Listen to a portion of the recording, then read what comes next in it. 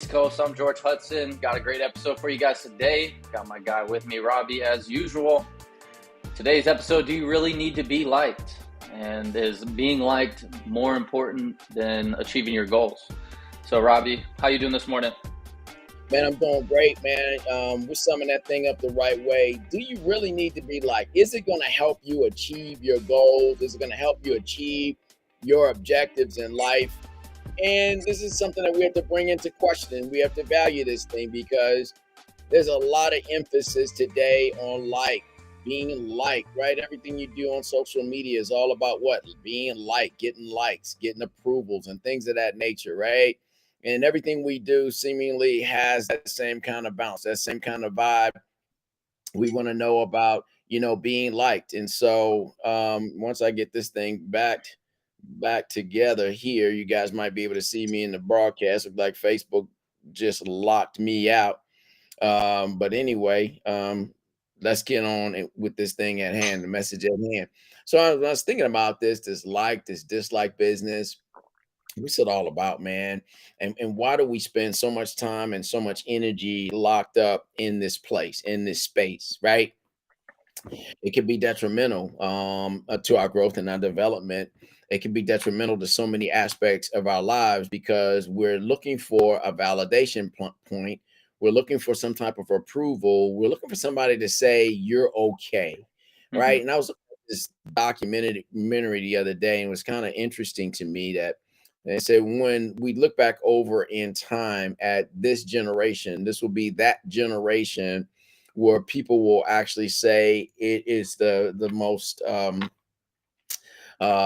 in need in the sense of um, we were that generation that was lied to the most. We was that Mm-hmm. generation that pushed the envelope. We accepted every single thing that came our way. We accepted everything that happened to us. We didn't raise voice as much as we could. We just went along with everything that was going on, and that when I heard that, I said, it's some relevance to that. It's something that can be said about that for us as a people in this day and in this particular time. And so it caused me to think about this thing of being liked. How much of our journey, how much of our individuality, how much of our power have we given away? Do we bring under subjection Mm-hmm. to this of being liked, and how much of that is necessary for us to get to the next level in our lives and in our journey? And I think to some degree it hinders and hampers, it stops our forward progress in so many mighty ways. We don't get a chance to get up because we spend so much time being down trying to be liked. And so it's intriguing. And I wanted to touch on that. I mean, because some of the greatest ball players, some of the greatest people on the planet that have done great things, amazing and mighty things, I've noticed something about them. And we're so quick to call people narcissists. I've been guilty of that. We're so quick to call people arrogant. I've been called that, and conceited and all these other things. And when I was going through that phase of my life, I was saying to myself, I'm not arrogant here. I'm not conceited. I believe that I can do, I believe that I can achieve these specific things. But there were people in my life that wanted me to stay inside of a box that they could look at, they could examine, they can control, and they can tell me how much I needed to push this way or that way, how much I need to do this way or that. Until I met the great Al Courtney. I call him Great Al Courtney. He was a manager, and I went to work for him. We had a market crash. I was in the mortgage banking business. Mm-hmm. I was making a lot of money in the mortgage banking business, and really carving out a great life for myself. And it was a crash. And after the crash, I had to reinvent myself. So I knew about fitness and all like that. I've been training all my life. And I went there and I started working with this guy, Al Courtney, greatest manager I've ever been under, Shervin Joseph, second greatest. Right. And so I started to learn from him. He started showing me possibilities. And I started to look at his nature. I started to look at his character, and he was bold, and I could identify with that. He was bold, and he wasn't cocky. His boldness was, these are the things you need to do. Here's some steps you need to take. Here's a direction to follow if you want to achieve specific types of things. And I'm like, okay. And started taking those things to heart. First, he was just dealing specifically with the business at hand, which was health and fitness. And then he showed how it cascaded over into doing whatever you want to do in your life. These are some principles that if you get hold to them, then you'll be able to accomplish and achieve anything you want. And in the context of this messaging today, in memoriam to him, his whole thing was, and don't worry about what other people say or think about you, because they may not be achieving, they may not be going through, they may not be able to accomplish certain things. Don't you worry about that.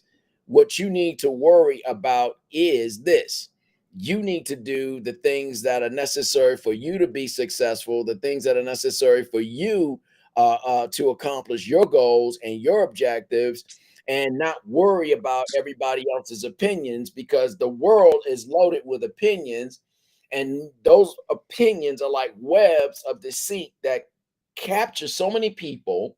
And when they capture these people, they stay locked. They can stay locked in that position where they were captured, where they paid all that attention, where they valued the opinion of everybody else above their direction and their forward motion. And then they never really achieve what was ahead of them. And they die in abject disgust, never having accomplished very much, if anything, worthy in life other than just being a human being in the lockstep, following the direction and the cues of whoever's in office, whoever's leading their state. And so, as one great philosopher said, we spent the first 2 years learning how to speak, and then we spend the rest of our lives in silence. It's a problem with that. Mm-hmm. And that's the basis of this messaging right here today. So talk to me, George. Hit on that. It's really an interesting concept. Is just I don't think in any time in human history there's been more of a focus about external sources of influence than the internal like mission statement, you could say. In terms of that, I guess how it looks in playing out is every single day we get access to more thoughts and opinions of other people than ever before in human history, right? And I've heard people speak on this. Like, I just don't think. Part of me doesn't think that we as humans were meant or designed to have so many interactions with other people, and part of that you meant or designed to have so many interactions with other people. Like you get on social media and you see people. Like, for example, I have over 1,000 followers on one of my platforms, and yeah, it's not a lot, but like to consistently interact with 1,000 people at one flick of the switch or the tap of one button is just like no one's had that access before, like the internet. You know what I'm saying? So, and then you have all these people with thousands and thousands and millions of followers, and it's just, just an interesting concept that people are their actions guided by what that group of people following them or the group of people they interact with, are they guided by that, or is what they're doing purposeful enough to where that crowd doesn't dictate their actions, if that makes sense? So it's like, which one's the driving factor? It was the chicken or the egg kind of thing. And oftentimes, in my opinion, it's hard to dictate those motivations, and it can kind of go back and forth and wane, and then it just goes back to, why are we here? Are we here to please other people, or are we here to do what we're here to do? So, and that's the thing right there in itself, because I think you're tackling something that's meaningful in this context, because what is meaningful is that it's funny. Things shifted. It almost sounds like you caught a shift yourself. Here I am. I get out, get in social media. I get some people they tracking with me right now on social media.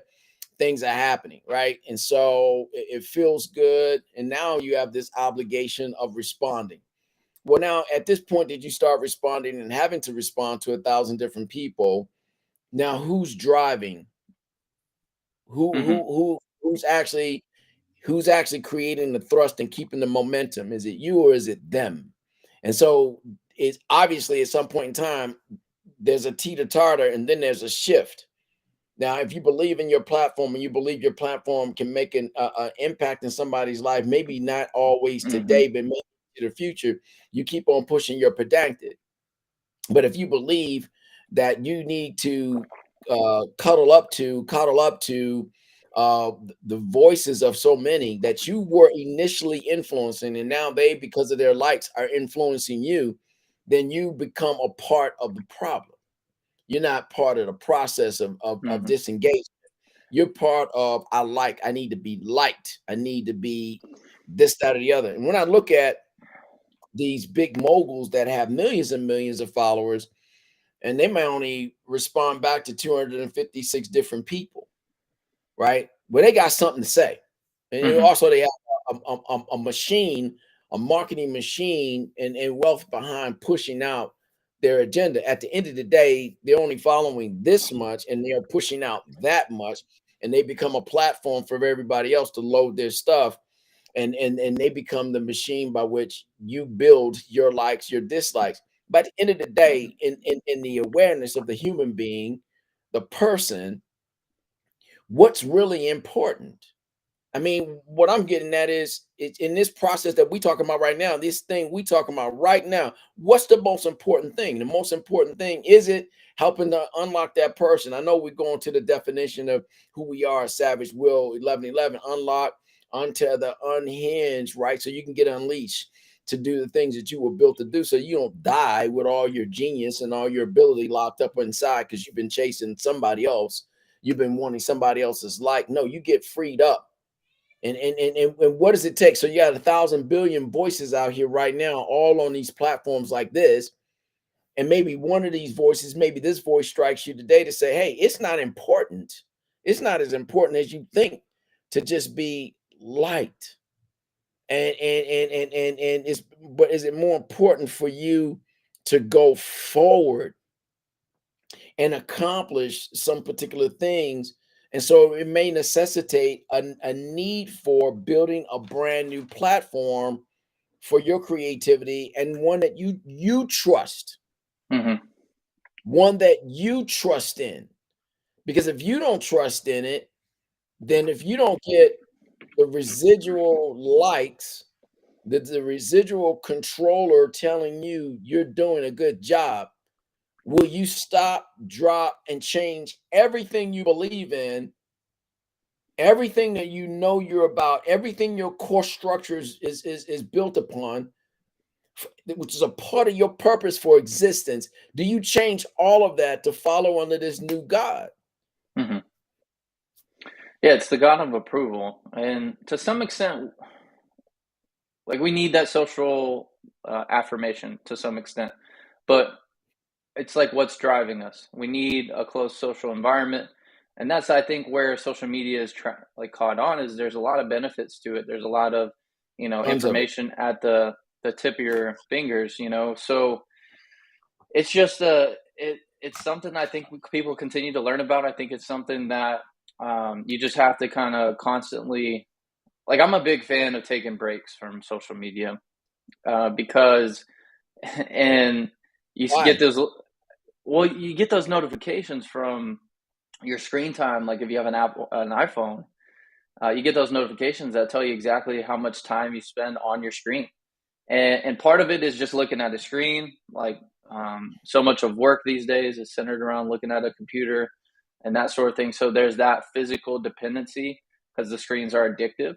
Like the like on a physiological level. But then it's also that dopamine hit of that being liked, wondering what we look like Yeah, in the public image, and those sorts of things. So I think it takes away from enjoying the little things. So if you're constantly getting that dopamine rush, and it takes away like going from outside actually and living. yeah, the little things of life, like enjoying a breath of fresh air, enjoying the sunshine, enjoying the beach or the waves, or interpersonal friendships, like in being Sure. there in person. So, it's a detox in a sense of like if you're always getting that stimulation, like coffee is great, but if you drink it every day, all day, then it has a detrimental effect. When you detox, you completely shut down all of the social media that you're engaged in. Is that correct? Yeah, so there's different ways to do it. Sometimes you can limit the amount of time you spend on apps. Like there's a function on the phone where, at 30 minutes, if you spent 30 minutes on Instagram, it just closes the app. Or you can just delete the app for a little while, and then a week or two goes by, and you get logged back in, and Listen to what you're saying, though. Listen to what you're saying, and I dig it because I didn't know about that yeah, capability.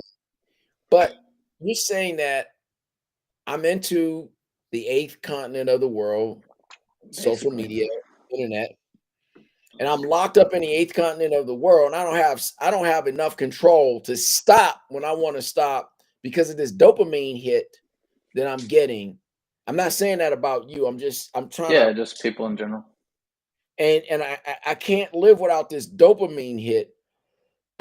What difference is it from that to being a sex addict, a drug addict, an alcohol addict, a freaking social fiend, where you Hmm. can't control yourself? And if you're detoxing and you're only detoxing, or you can only detox X, but you can't detox the whole thing. And I'm not saying that to you. I'm just saying, Yeah, yeah. oh, I'm asking about this because if people can't stop something they're doing, that's a God in their life that's controlling them. And if it's taking them down the social avenue that they can't control, then they can find themselves mimicking and acting out everything they see on these social platforms. And if it's disrobing their bodies, if it's being rude and crude and bullying and beating people up, Hmm. because the app made me do it. Flip Wilson, way back when, comedian, he said And one of his was the devil made me do it. Is that going to be the mantra? Is that going to be the excuse? Because I wanted to be liked. I lived in this world and I didn't have enough time to operate with real human beings in a real world setting, hmm. to touch, feel, smell, to have conversation, to say yes and to be able to say no, and to still be able to be a human being and like one another. Yeah, and I'm because of just the asking time, because yeah, because of the time we live in, social media has just become, and I like the way you put that, the eighth continent of the world, it um, is. because it's more than just digital. It's like this like not human, but this monster of a thing, right? It And once is. they start incorporating AI into it, it's just gonna. I think it's gonna take a AI is like. already in there because AI is what's controlling everybody's appetite to Hmm. to to, to have to connect. So watch this Like the in the scripture. logarithms. The logarithm, like in the scriptures, says, "In the beginning, God said, let there be light." So there's light, right? So there's the icon, and it manifests as the internet.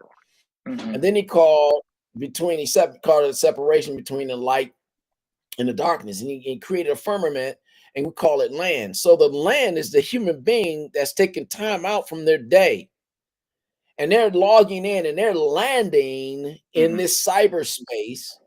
And inside of this cyberspace, where there is a type of light, an on and off switch is still there. On switch for the dopamine, an on switch to find out what's going on in this eighth continent of the world. I'm now devoid and separated. I'm off of this celestial body here, and I'm into this terrestrial body there.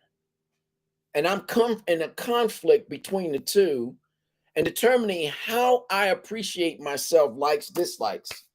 Hmm. and and I could be in not even touching, feeling, smelling, tasting, having any other type of connection with anyone else in this eighth continent.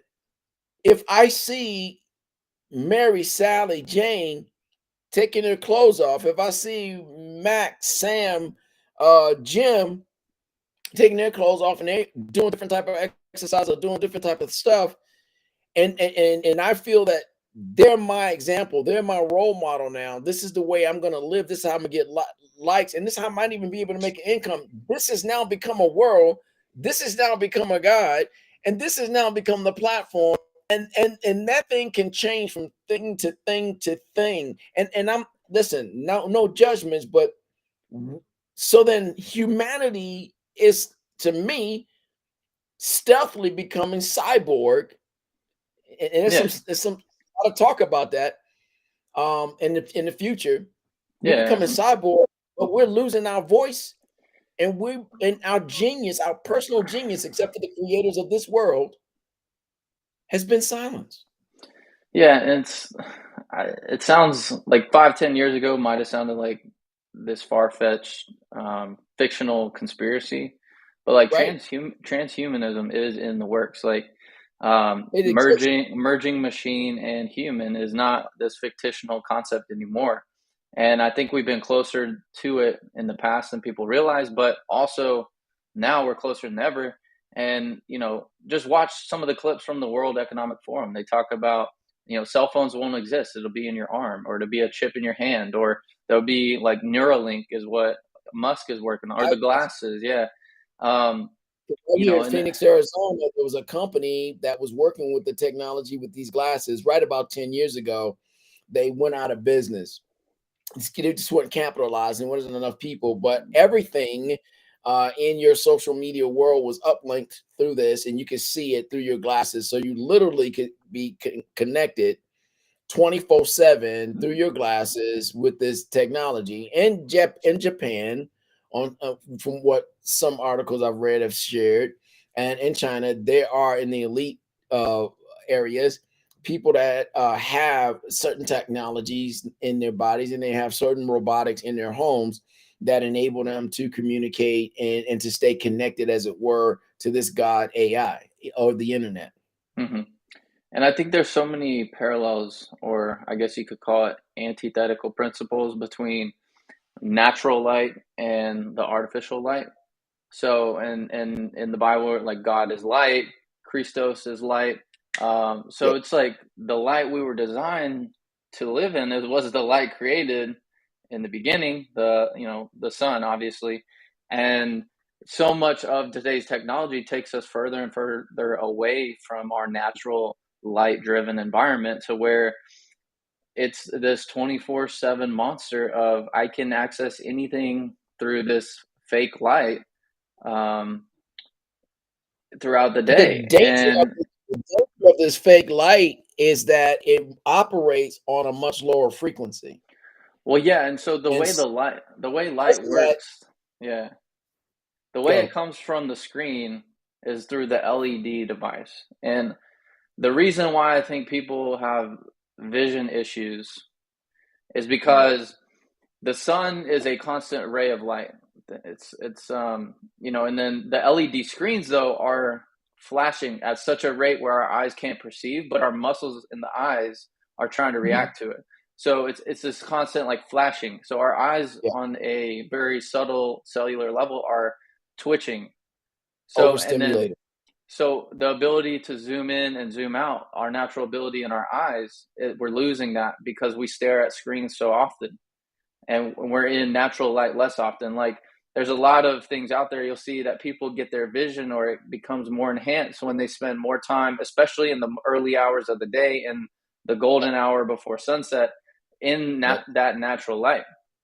yep. So, or even sun gazing is a thing, and people like don't look at the sun, but in the sunrise you can stare right at it. And Yeah, evolutionarily speaking, you're like, okay, it's right in direct vision. So if I'm walking on the ground, yeah, yeah. and I just look It's straight level. out from my eyes, it's level to the eye. So Yeah, why would that be part of the design if we're never meant to look in the direction or even directly at the sun? Yeah, of course, but if during the day when it's above your head, don't stare at the sun. But but if you're building a counter platform, then you say everything that's good is bad and everything that's bad is good. That's exactly. scripture also, because in the scriptures it said in the last days good will be called evil and evil will be called good. And so we're Mhm. looking at it right in front of us. And so we're being rescripted by the powers that be. and they have such an influence that they get invited into these power meetings with these G7s, G8s, whatever, G20s, all these different major groups, Mm-hmm. and they have something to say because they basically are controlling the world. Yeah. And they're controlling the world off of their algorithms rather, and if you don't like what they're doing, they can impact and hurt you economically and from the superstructures that have been put together. Like right now, I was broadcasting on Facebook, and then I was sharing out to the groups, and Facebook decided to lock me down. Mm-hmm. That's power. Yeah, I That mean, that's power. we put videos on YouTube before, and our influence is hardly that of a lot of heavy influencers. So, like, even Yeah, Joe Rogan, one of the most popular Spotify or even podcast on the planet, is planet. limited to what he can put on YouTube, and there's just a lot of things at play No freedom for of speech, truly. exactly for people that even have that mass influence, that even have millions and or billions of followers, and it's just a very interesting world. And in a lot of ways, some things are getting better, but in some ways, things are like headed down at a downward angle, 45 degrees into the side of a mountain. So Yeah. it's just it's very very interesting, and I think to tie it back to Likes the and message dislikes. likes and dislikes is people are really lacking those interpersonal, like physical relationships in real life, and they're giving too much value, like the proportion of what we should value as being liked or disliked. Social media is carrying too much weight there. The internet is carrying too much weight there, in my opinion. People care more about what the followers on the screen think than the people, their mom, dad, brother, sister, close friends, Human coaches, mentors. Human interaction is at an all time low, and I think you see it is because people can't handle the judgment and criticism of the internet base.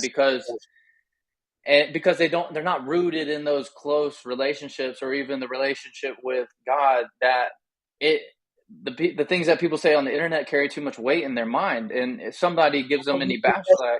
But it goes back to part of what we've been discussing because the internet is the eighth continent of the world. It is its own God. It is its own creation. Yeah, If you didn't believe in God, then just look at the internet and you can believe in God. Not the God of the internet, but you can believe in God because all it is a microcosm yeah, replay of how creation can happen, how it did happen, because now you got human beings that have done the same thing, modeled the same principles, thrown it at us, and it's got the whole world in a mindless tribe of copycat of repeating what other people are doing in order to make it. And if you don't follow these specific prescriptions of whatever, you're an outcast and you're not going to be liked. I get to punish you with not liking you and by unfriending you. I mean, it was a craze like, what was it, 7, 8 years ago? And people were getting unfriended and they were committing suicide. What kind of frequency are we living in that we can't vibe because somebody rejects us? Well, what kind of parenting is going on in our lives where none. we have not built enough superstructure in the super consciousness, subconscious, consciousness of our children's being that they can exist or can exist without constructive criticism. What the ham Yeah, sandwich has been going on? In fact, we have to redesign. Like we changed the civics in education. We have to change the civics of creation again back to original, more of an original type of model because we're seeing it. But hmm, now it's telling us if you don't get these certain types of likes, you're not valid. right. Humanity, we never did that to human beings at that rate. And what happened to the phrase "sticks and stones may break my bones, but words will never hurt me"? Now it's I have to But limit where's what you say, and if you say something I don't like, then you get silenced. exactly. And it's just at the whim of, oh, if I feel like I like it, or I if I, feel like yeah, a feeling driven society, not like feelings are important. Feelings like are part of what makes us human, but if feelings drive us, like I mean, you're going to end up in jail or dead in a heartbeat, you know? in a heartbeat. Um, I was and you always just, told to utilize feelings as a fuel. When you're making love to your wife, when you're playing in an athletic event, um, when you're engaging in your training to prepare you for your athletic event, but when you're doing business, business is business, and it's not emotional. mhm, It's not an emotional transaction. There's some emotion that takes place. This is how we learned business back in the day. The way we learned business back in the day, your first 5 minutes, we connect or not. If we don't connect, then you're not likely to close that business deal because the business deal is done in the first 5 minutes that you're interacting human being to human being. Then you roll out the business plan. mhm, And you hit that business plan and you hit your 5 pieces on that business plan and you close out with what it can do for you. Da da da da da da. You've already shown your ROI, your return on investment, everything else you've seen, your return on expense, assets, the whole 9 yards. You show the model. And once you do that, and it's short and sweet snippets, 1 paragraph, 2 paragraphs, this, that, and the other, boom, 1.5 pages, 3 pages max. 5 pages is too long because that takes you back to the 70s and the 80s. At the end of the day, once you finish that presentation and you sum it back up, you got 5 more minutes to reconnect with that human being across from you. And the deal was won or lost on a handshake. mhm, And you knew if you had that deal by the type of handshake you received. If you got a handshake and your hands look like that, there was no handshake at all. If they came together like it was supposed to come together, and this part of your hand is meeting that part of that person's hand, and it was firm, you had that deal. You didn't have to ask about the deal. They were calling you with terms and conditions later on, and you were closing it up, wrapping it up. mhm. Handshake deal. That's human to human. And that was actually caught. I did a study on it in the first 126 of a second, 27th of a second. A person can determine if they like you or dislike you. That's going to determine whether you're going to close that business or not. You think that business is dealt with purely on that paper that you're presenting. That business is dealt with on somebody connecting with you on the spot. When you coming at them, if you got that right vibe, right energy, and that's a higher level energy than what you're learning inside of this eighth continent of the world. If you come at them with the right energy, right? Mhm. They determine right there on the spot in a blink of an eyelash. I dig that dude. I dig that woman. And on that right there, in the next 30 seconds, if your intro is tight to your next 3 minutes of completing that, because you might have to break it up to let the other person in, you close business. That's business. Mhm. And it's only emotional in that first opening order. Because you're connecting human being to human And being, so I trust you. Now here's what I'm bringing to you that I want you to believe with me on so we can do business together. Then I want you to trust me again in the human closeout. Go ahead, bro. and I'll tell you what a successful businessman isn't thinking when they go into those interactions. Does this person like me? You know? Doesn't think about that at all. Don't care about that. Because if that's your mindset, you're wondering, you're like super hyper focused on who you are, what you're doing. You're not comfortable, you can't relax, you're not confident. So I mean, you lost the deal at does this person like me versus no, I'm going to walk in here. I know what I'm doing. I know what I'm talking about. I'm going to present it as if this is like the way, the truth, and the life. What you And, like? Yeah, and I'm going to get the deal closed. So, it's the same thing on the phones or, in 100%. person. Like people want to be around confident people. They want to feel good around people that feel good. And that translates to the business world. So, if your thought is, does this person like me? Then, I mean, that just completely dismantles the whole thing. You're already losing. You're already losing. Yeah. I mean, if you are doing a business deal with people of different cultures, you have to be careful of overdoing your likes and dislikes. And if you overdo that, you're dead in the water. There's a different kind of connection that you have to have with an Asian, with an African American, with a Caucasian, with different people in the world. And so part of your study is not a study in emotion, is a study in the culture. Those are things that are rooted, and it does have an affinity to some level Hmm. of emotion and connection. You have to find that, and they have to deliver the deal. At the end of the day, It's not about do you like me? They can care less about liking you. Business is not about liking you. It's more I about love confidence and The respect. Godfather. It's about respect. I love The Godfather. In the Godfather movie, man, I can watch this thing. I can go for if you watch all of them straight through, you're like a day and a half binge out, lose your noodle. But there's some great business, right? Some great business concepts. This is business, Sonny. This is not personal. They didn't do this thing. It wasn't personal. Sonny, I'm trying to tell you it's all about business. And this is true. It wasn't personal. They're doing business every 5 to 10 years. There's got to be a cleansing. All of families come together. They have a war. There's a cleansing now, and then we get it back together. This is and this. I'm like, this is so real. This is life. Now we've scheduled this out in order to make everybody in this 8th continent of the world believe only in likes and not in their true value. And we've got to rebuild our pyramid of value all over again, because this crap is happening in marriages.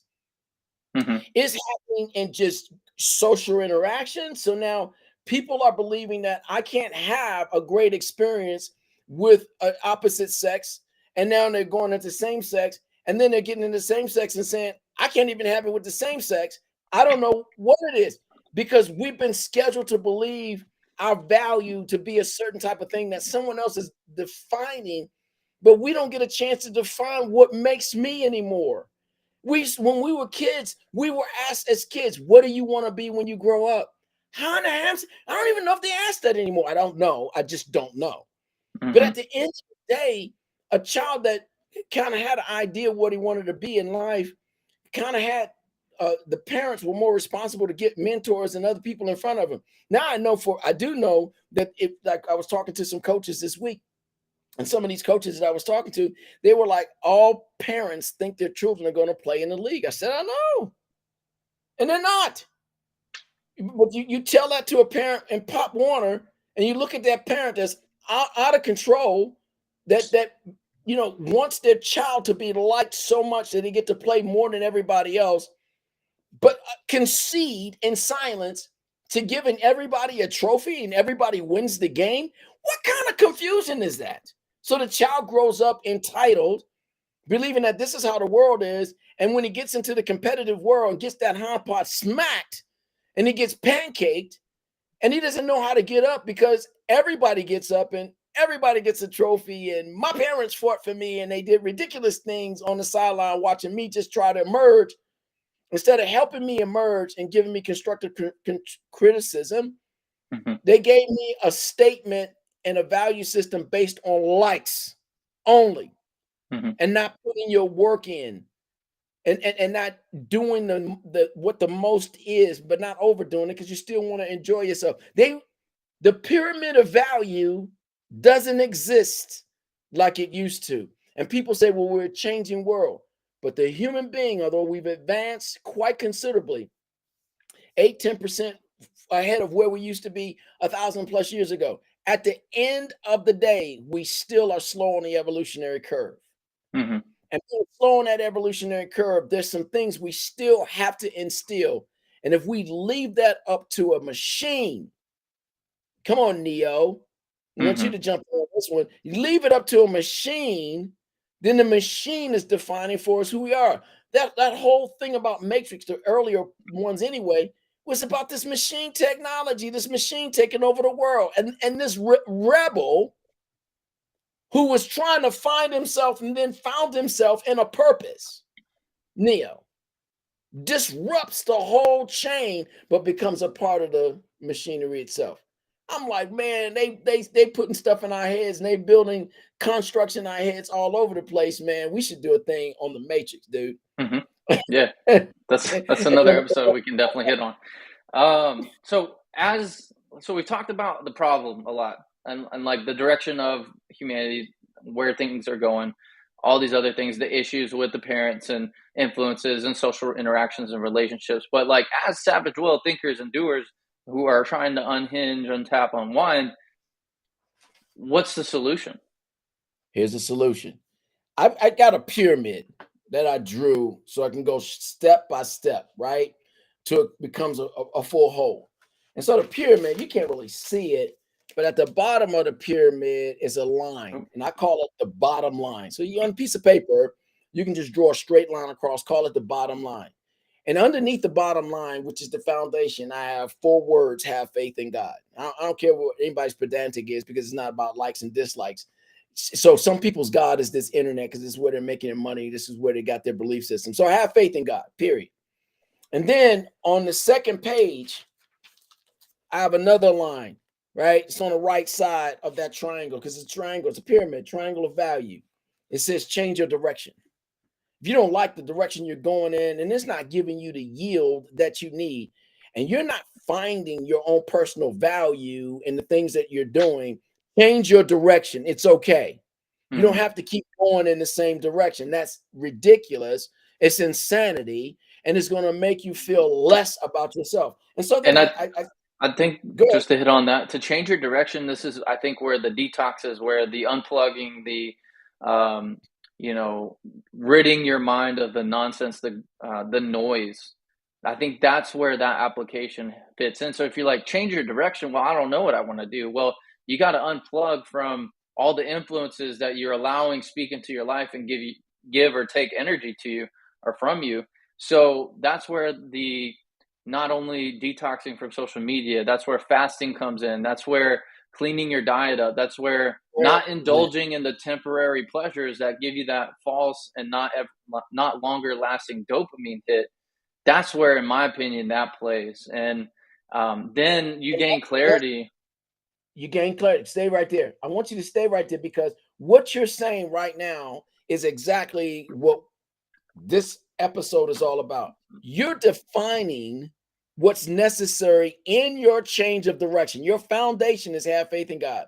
Now, right now, and this is what we want, but you're doing this independently.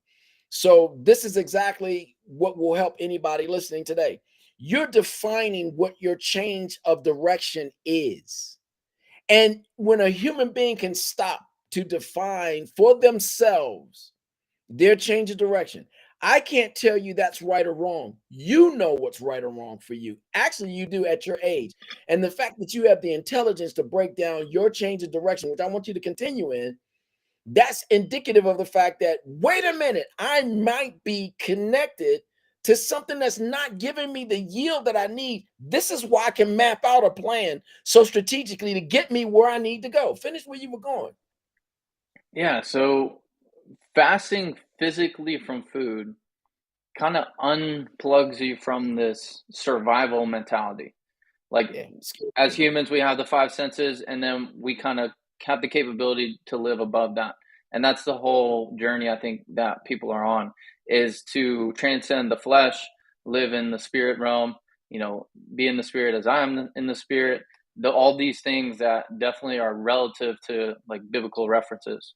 So nothing, in my opinion, and you can do a quick Google search, and you say, what is the role of fasting throughout the Bible, or what are all the passages that fasting is mentioned, and why is it used, and all these things. And anytime people wanted something to happen, and they were praying for it, and they were fighting for it, and they were told to pray and fast. Like, when Christ came down from the mountain of transfiguration, the disciples were down there trying to remove a demon from this man, and he came down, and they were like, we prayed and we were trying to expel the demon out of this guy, and why weren't we able to do it? And Christ was like, oh, you need to fast and pray. And I think there's this physiological thing. Fasting and prayer. Do what? This type comes out through fasting and prayer. Mm-hmm. And so there's a role of fasting. Like, in today's society, fasting is not, even in terms of health and wellness, fasting is one of the healthiest things you can do to an extent.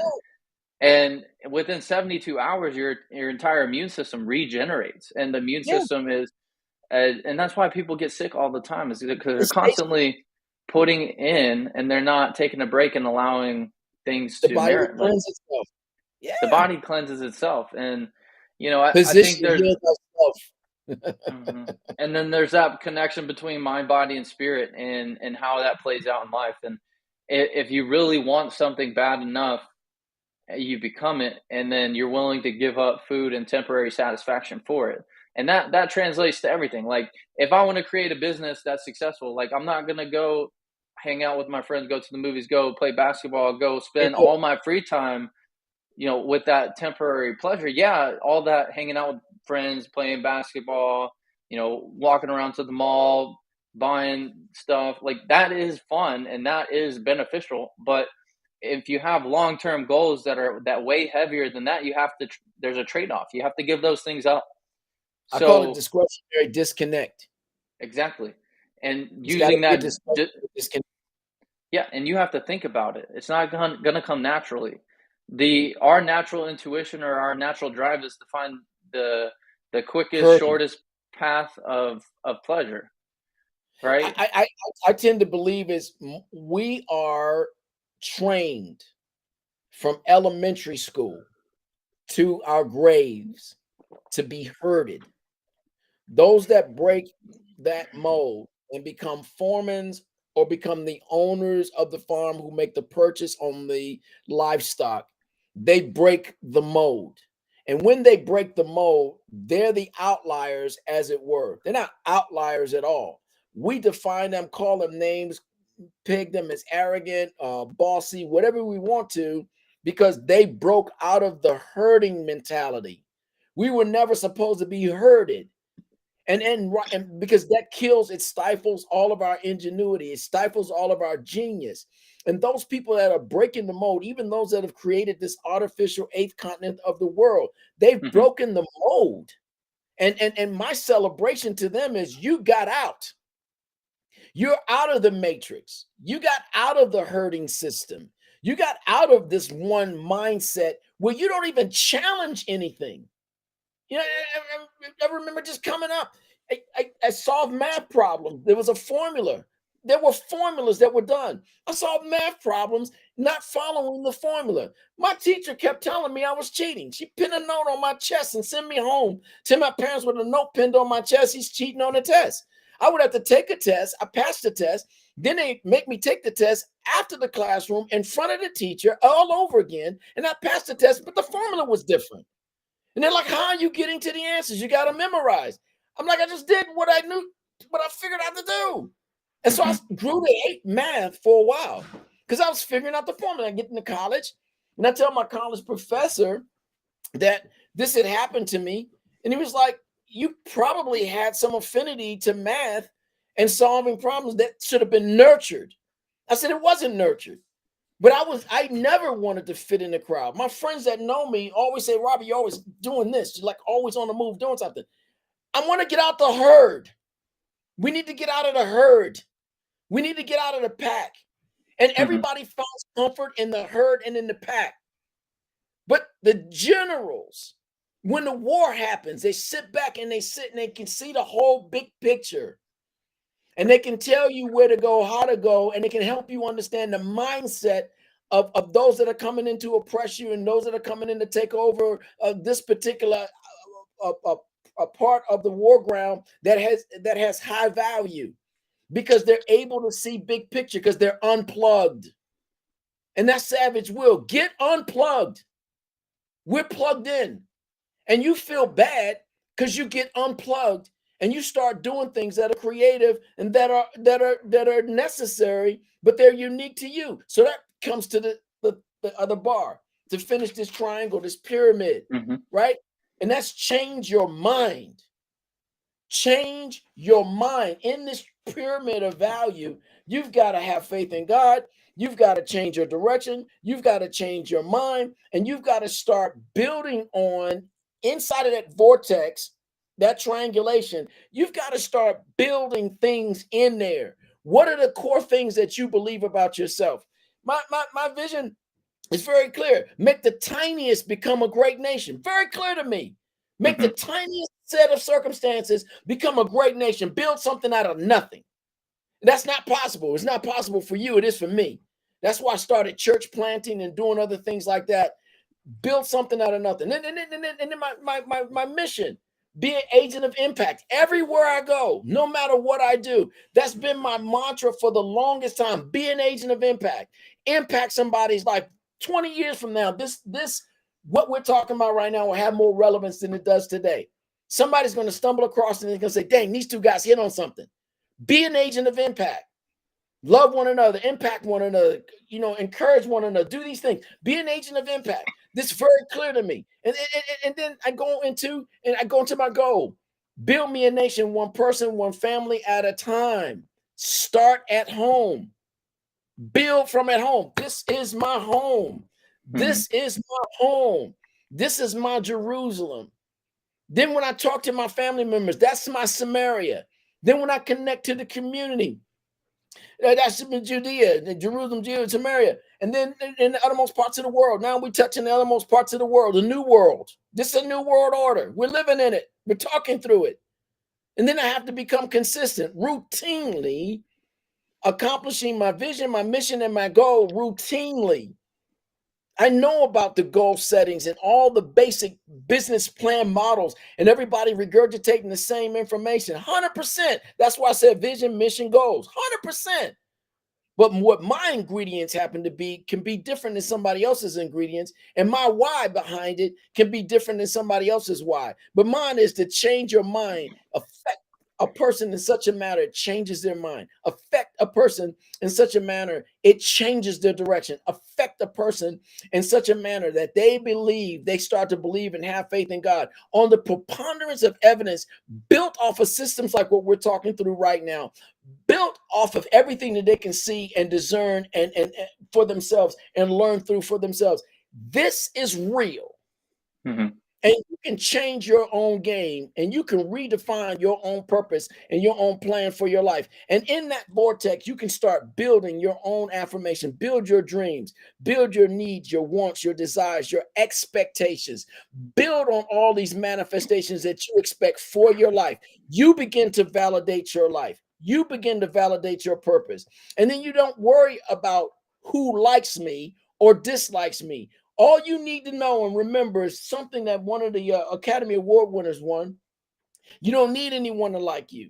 You don't need anyone to love you. You don't need anyone to respect you. But when you look in that mirror, you need to like that person that you see. You need to love that person that you see. And you need to respect that person that you see. And trailing back to something you were saying just a few minutes ago, when you start working on all these things, and they start to collaborate and come together, in my own words, you're starting to put together your own plan and you realize I cannot accomplish my long-term goals hanging out with my short-term friends that may have an expiration date in terms of their impact in my life and seasons. And that's not to say you burn, like people think, oh, I got to change my friends, and they'll still be your friends, but you just won't spend the same time with them. You won't talk about the same conversations with them. And who knows, you might have friends that go with you. It's not that you're leaving them, they just don't join you. So it's just what is most important to you, and how are you going to implement those changes and grow and move forward towards what you know it's important and your mission and overall success path. So I think we hit on a lot of great things. We got a couple ideas moving forward for other episodes. Anybody listening right now, we really appreciate you guys. Robbie, you got anything for us before we close it out? Oh, just on the close out from me, you don't need anyone to like you. You don't need anyone to love you. You don't need anyone to respect you. But when you look in that mirror, you need to like you. You need to love you. You need to respect you. Let me put a hyphen on that. Don't even need anyone to love you. Everyone does need someone to love them. But it doesn't have to come to the place of validation. If it's a true and a pure love, it already has a validating aspect. If it's a true love, it already has the like and the respect involved in it. If it's a true love, it can see who you really are and ask questions, not to invade and to cripple and short circuit what you are. And It's what constructive. It's constructive to help build you and support you. That's the kind of love you should harvest or allow yourself to be harvested through, and not allow for anyone to tear you down, pull you apart, and disassemble you for their purpose and for their plan. Find your plan. Find out what you want to do. Who do you want to become? It's okay, but don't tie that success model to how many people like me and dislike me. In fact, on your way to the top, you're going to be talked about more. You're going to be disliked more. You're going to be disrespected more. You're not going to be heard, but it doesn't mean you don't have to have a voice. I live it. I understand it. I watch in companies that I share with. I watch in people's lives that I share with. They don't get it. And then when I'm gone, then they're like, dang. By the way, can we have a talk with you? Yeah, it's going to cost X to consult. Because when I was there with you, I was giving it to you, and I was asking you to bring me to the right spot so we can make money together. Now it's going to cost you money because time is money, and the opportunity lost costs.